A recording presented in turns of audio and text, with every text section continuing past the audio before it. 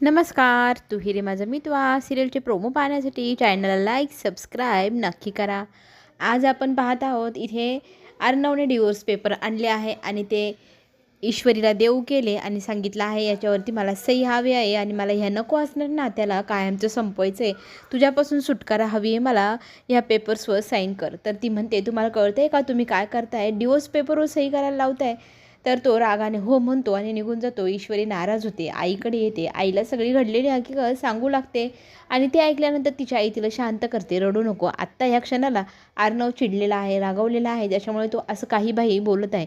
पण आता आपल्याला थोडी वेळ मिळाली आहे, संधी मिळाली आहे। माझ्याकडे 1-2 पत्रकारांचे फोन नंबर्स आलेत, ते ज्या न्यूजला कवर करत होते, ज्याच्यामुळे माझी एवढी बदनामी झाली, तेच आता सिद्ध करतील की मी निर्दोष आहे आणि आपण हे सगळं अर्णवसमोर निर्दोष आहे सिद्ध केल्यानंतर तो तुला पुन्हा एकदा स्वीकारेल। तू धीर धर, धीराने वाग आणि हे सगळं प्रकरण प्रेमाने हाताळ।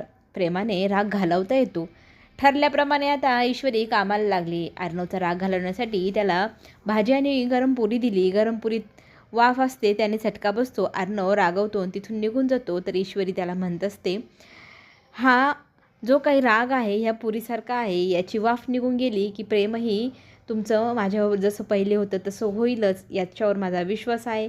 चला तर मग पुढे जे ट्विस्ट येणार ते पाहण्यासाठी तयार व्हा।